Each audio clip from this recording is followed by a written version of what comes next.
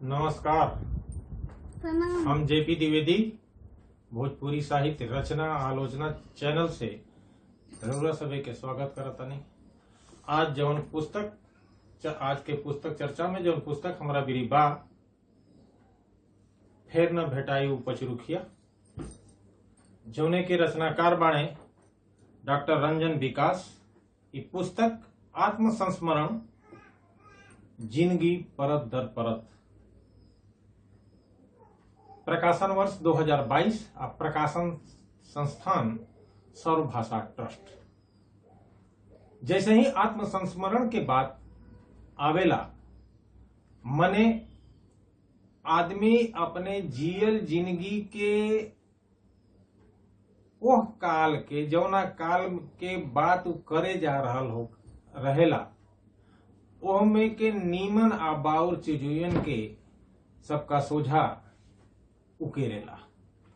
उ उकेरल ऐसन होखेला जैसन की तलवार के धार पे चल। नीमन बात बा तो प्रशंसा मिली, आ कोनो बाउर बात बा आ समाज के सोझा आई तो ओके लेके लेखक के प्रशंसा कबो ना मिल सकेला। बलुक ओकरा के घृणा के पात्र लोग कई बेर मान सकेला या माने लागेला।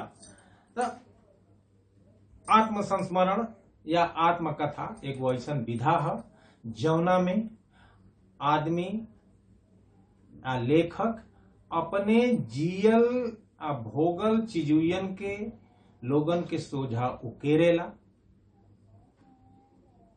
मानल ही जाला कि आत्मकथात्मक शैली में लिखल कोनो भी रचना काल्पनिक ना होखेला, ओहमें काल्पनिकता के जगह ना होखेला, सच्चाई परत दर परत उकेरल जाला। बाकी यह पुस्तक फेर न भेटाई पचरुखिया के भूमिका लिखत बेरा भगवती प्रसाद द्विवेदी जी कहले बाने कि पहलहू घालमेल होत रहल आ आजुओ होते होखी। माने कुछ न कुछ कल्पना के उपस्थिति से के नकारल संभव नहीं है।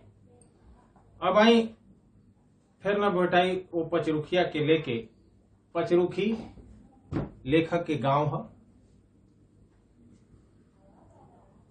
वहां के जोन बाजार रहल आ वो बाजार में कोनो भी गांव के लोगन के कोनो भी चीज खरीदे के रहे, चाहे कोनो सौदा बारी लेवे के रहे तो वो पचरुखी बाजारे जाए। अब पचरुखी बाजार से होइए कि आदमी मनई रेलवे स्टेशन भा बस स्टेशन जात रहे, जहां से वो शहर के बाहर जाए की रास्ता रहे। संस्मरण भोजपुरी में बहुत ज्यादा ना लिखल बाटे। यहर बीच में कुछ चर्चित किताबन में हमार गांव आपन आरा डॉक्टर चंदेश्वर जी के जरूर आइल बा। पचरुखी फिर न भेटाई वो पचरुखिया के दूसर का संस्करणों आ चुकल बा। बाकी हमने की यहाँ बात करतानी सन पहिल का संस्करण के लेके। पहिल का संस्करण फिर न वो भेटाई वो पचरुखिया लिखे से पहले डॉक्टर रंजन विकास जी हिंदी के कवि के रूप में जानल जात रहले। कोरोना काल के दौर में वो वहां के अपन संस्मरण लिखे शुरू कैले और कोरोना काल के बीतत ये किताब भोजपुरी साहित्य जगत के सोझा आई। लेखन के जो शैली बा आ भाषा दोनों इतना सहज आ सरल बाटे कि पाठक सहज रूप से जुड़ रहल बा।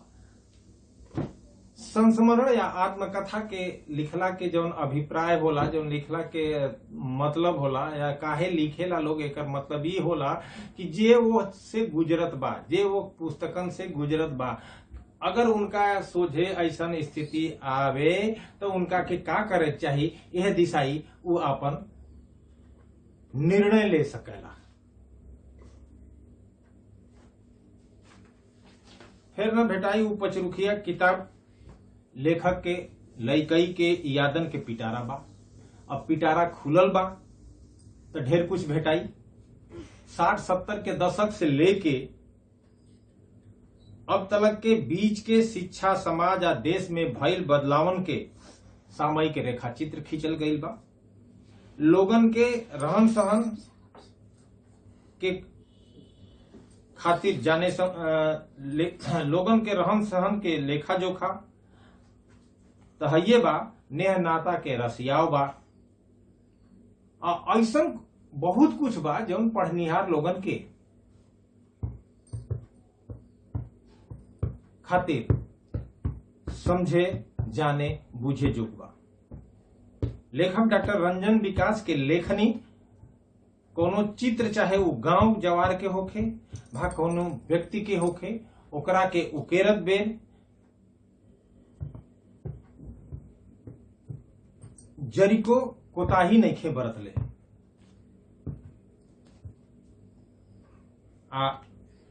हर चित्रण के उकेरत बेर उनकर लेखनी बहुत सहज रूप से चलल बा।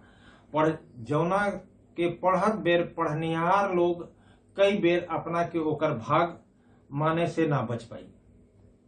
गांव जवार, समय समाज के जीवंत तस्वीर उभारे में रंजन जी के लेखनी से कोताही नहीं भइल बाटे। हमरा विश्वास बा कि ई किताब फिर न भेटाई उ पचरुखिया फेर से लेखक लोगन के आत्मसंस्मरण भा आत्मकथा लिखे के प्रेरित करी। सर्वभाषा प्रकाशन के जौन प्रस्तुति पुस्तकाकार रूप में होला वो सराहे जोग होला। एहुक में वो स्थिति बाटे। मने आज के समय में रउरा अगर कोनो भी पुस्तकन, भोजपुरी के पुस्तकन के देखें तो ई ना कह सकेनी कि कोनो भाषा के पुस्तकन से कमतर बाणी सन।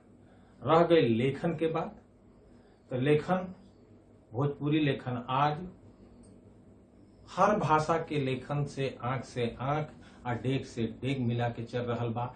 एह में कोनो शक सुबह नहीं है।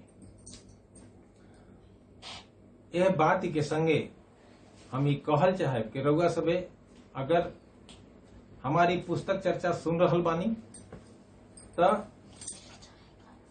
यह चैनल के सब्सक्राइब करी आ अपना लोगन के बीच में एक शेयर करी, जौना से कि भोजपुरी के पुस्तकन के बात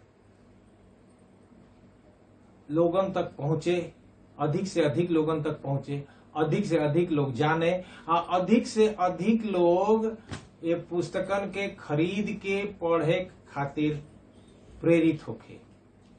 यह बात के संगे आज हम अपने पुस्तक चर्चा के विराम देतानी। जय भोजपुरी।